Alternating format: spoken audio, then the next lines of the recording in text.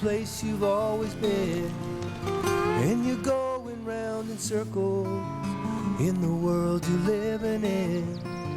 And when the tyranny of time's the only truth you've ever known, well then it's time to find a dream to call your own. When the road you're on is rising to your possibility, you can see a new horizon of where you want to be. Well, tomorrow is the promise that belongs to every day. Your life can change forever when your dream leads the way. Well, it's the calling of your life, it's finding your direction. You gotta make a new connection, you gotta find a place to start. Experience the glory of living your own story. It's the calling of your life, it's a journey of the heart.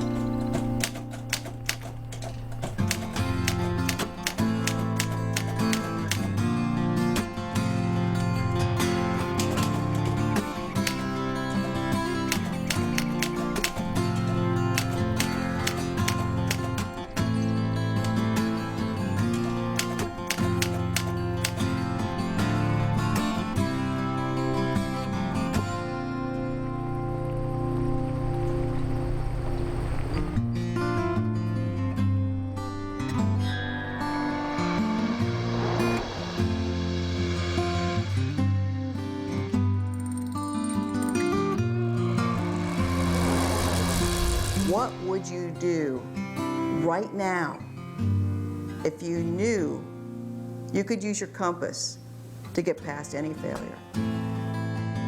Your compass is your inner sense of direction. It's the road that's guiding you to the fulfillment of your wildest dreams. Your compass is the inner voice and inner vision and intuition and inspirations that are guiding you, prompting you, refining you to your magnificence. It's what allows you to tap into that part of you that you know can do more and be more and give more in the world.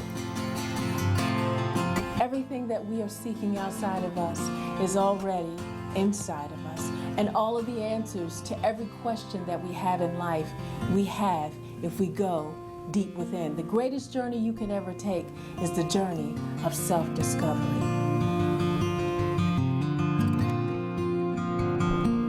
The beginning. Before setting out on your journey, it's important to have a strong internal sense of yourself. A heart filled with purpose and multiple perspectives to give you clarity of thought as you discover what's possible.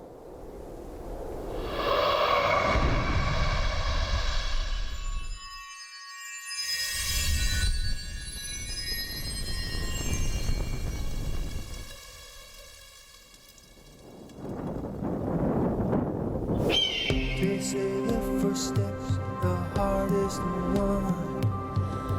Until you take it, no dream gets done.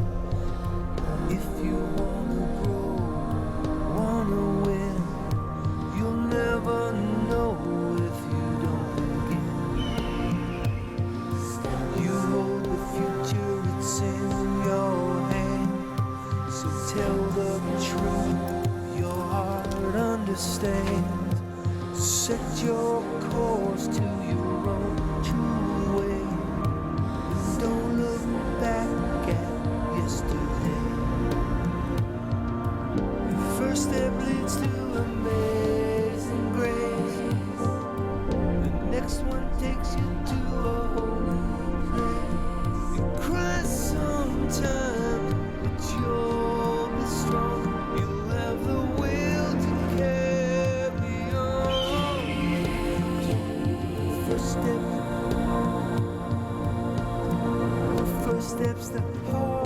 this home.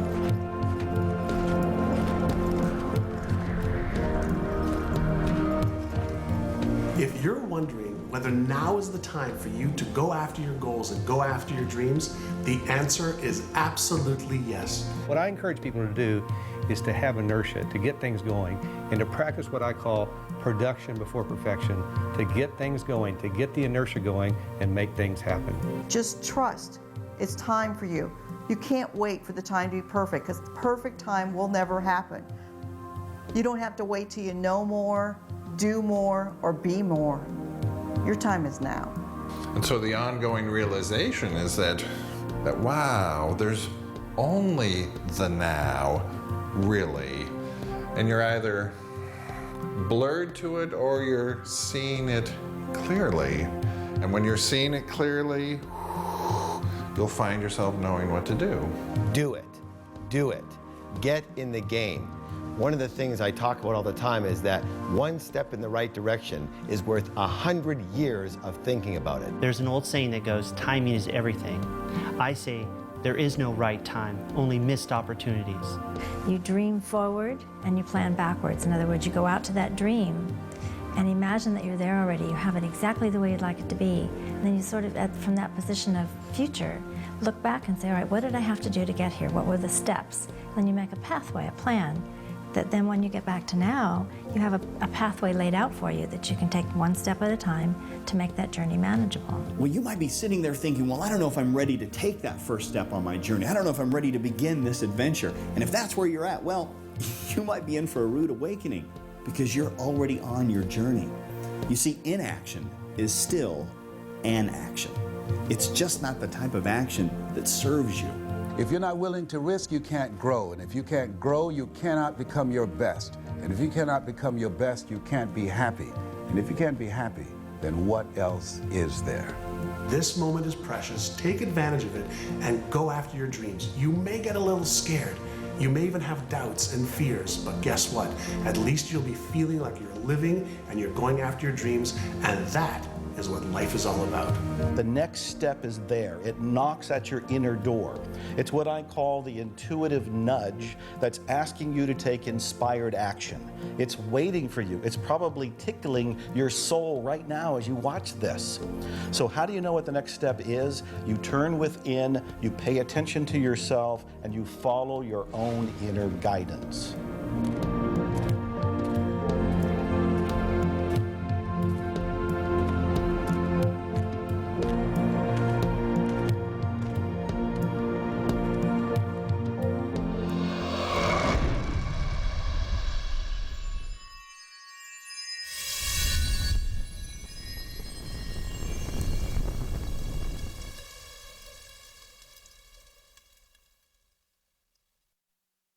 Foundation is very important because if you don't have a foundation, anything that you build will crumble.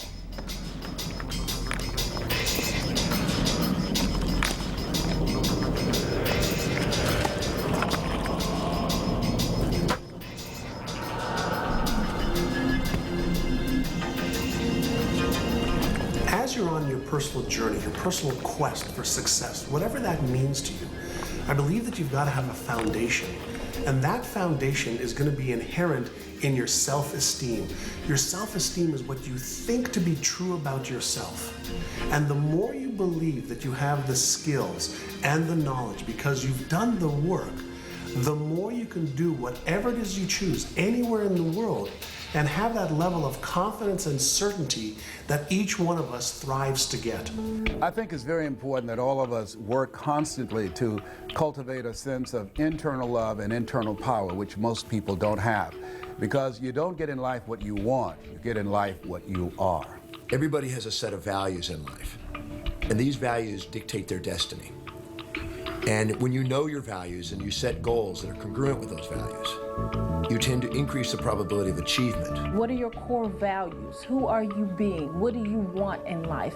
How are you going to make sure that as you're moving towards your success, you know who and whose you are and where you stand in the middle of this thing called life? Everybody needs a foundation in life, and you need that go-to place in order to feel grounded, to reevaluate who you are and where you want to go. It's so important to know who you are, what your foundation is, where you're coming from, and then know where you're going. This is the foundation that you want to have before you build a great edifice of a life. Now, the biggest single mistake that people make is they think that success should be easy, and they should be able to get it by thinking happy thoughts and rolling their eyes and getting into some get-rich-quick scheme. But all real lasting success takes a long time, and so you've got to build the foundation within yourself. You have to become the kind of person who can enjoy the success that you want to enjoy.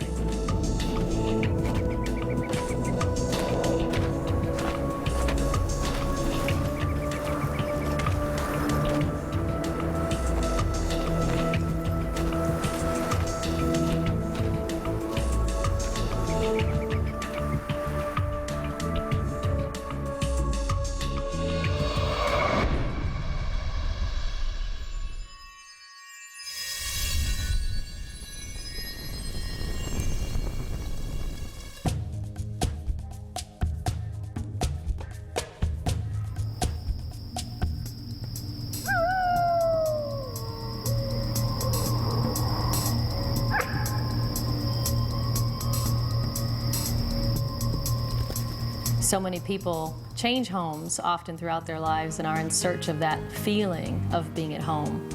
They move, they can never find it. They're never truly at rest. They seek different religions and spirituality, but they can never really find home because they never find contentment. Home can be either that place of environment where you come home to at the end of the day and you want it to be just a safe, comfortable atmosphere, calm, peaceful, energizing, whatever it would represent for you in the real world. And home is also that place of coming home to self.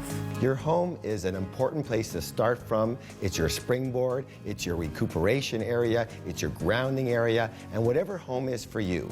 Maybe it's your house, maybe it's your community, maybe it's your family, maybe it's your spiritual altar.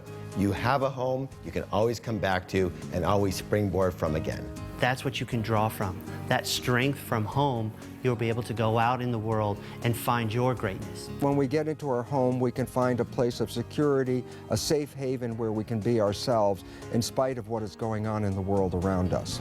So a home, a place of your own, a place that belongs to you, is an essential part of establishing the foundation for motivation and high accomplishment. In design psychology, we say the home is the absolute basis of everything you do. Your surroundings absolutely affect how successful you will be and your progress. And what it is that you're being able to do is based on your surroundings every morning, every night. When you wake up, is it energizing? Is it conducive to your goals? Because what is in your home is reflecting who you are. And what reflects who you are will come along the way with you all the time. Home is essential to your success.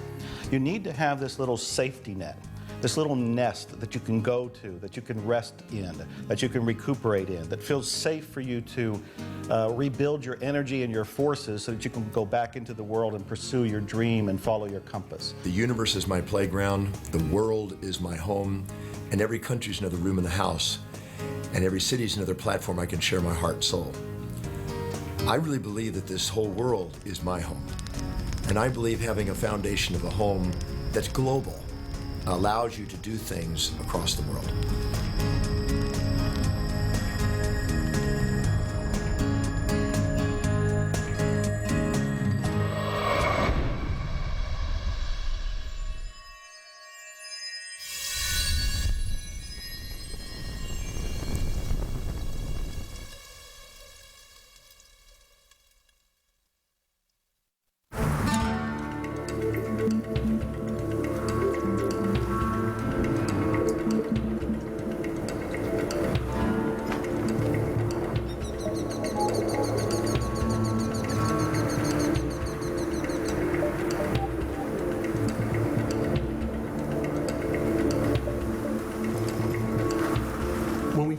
Having a vision, what we're really talking about is having the absolute clarity and the instruction of what it is we want our brain to focus on. Your vision is your end game.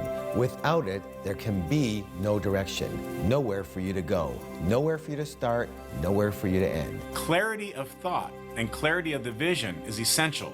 The clearer the picture, the more direct the path to get exactly what you want. The question is, what are you looking at? That's what vision is about. What you see when you look out at life, and how are you going to move based upon what you see? Your vitality in life is directly proportionate to the vividness of your vision.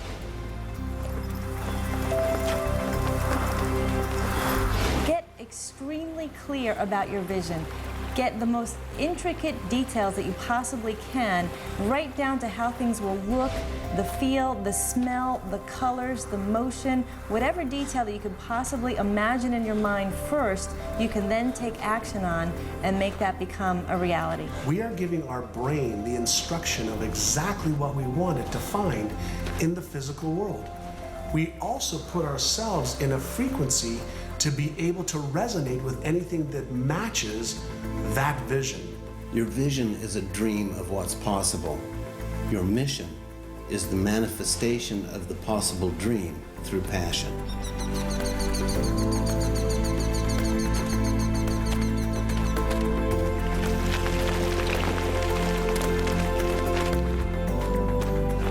Well, visualization is a starting point because there seems to be a one-to-one relationship between how clear you are about what you want and how fast you move toward it and how fast it moves towards you.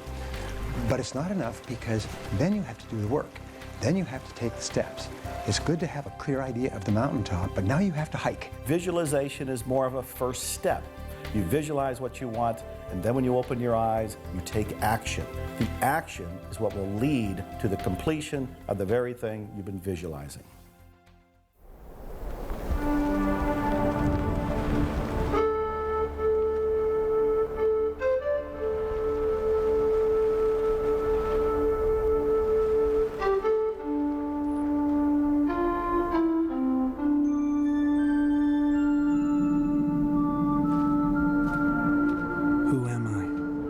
What's my purpose? Why do I feel this way?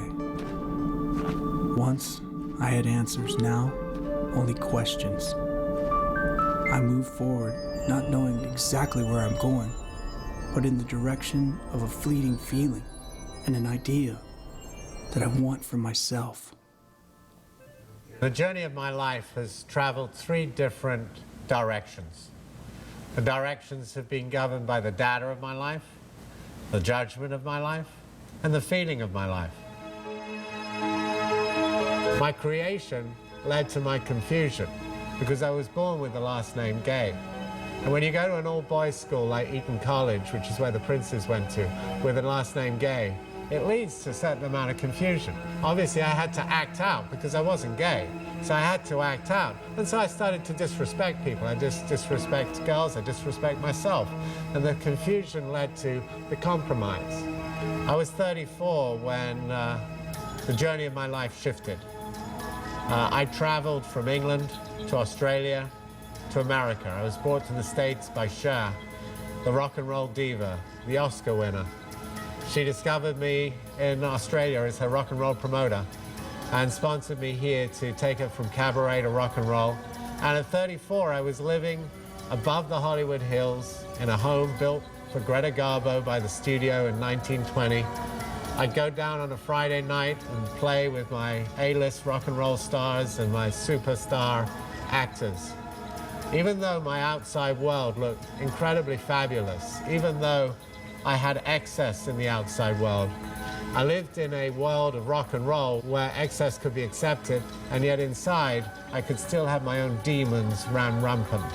So things were certainly dawning upon me when I went down to the whiskey bar on a Labor Day when I was 34 years old on Sunset Marquee.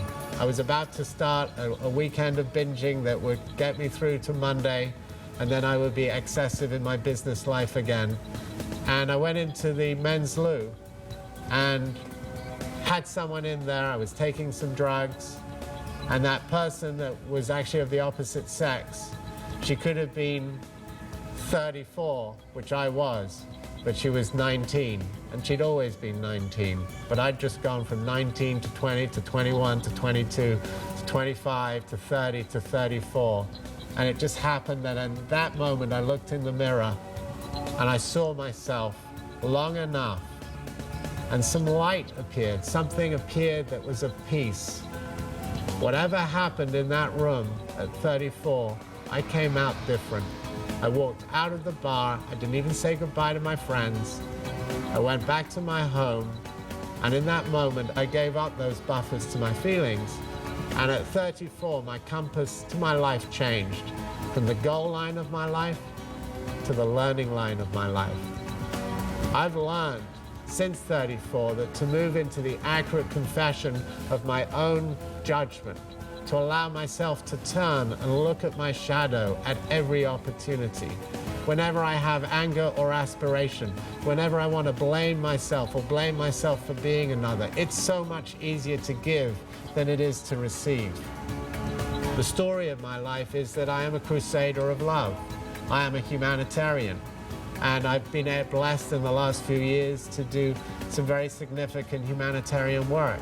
Everything that I did through my early youth was proving my worth. I had to do everything I could to prove my own worth, prove it to myself, and therefore live in the light that I thought my father and my family expected of me.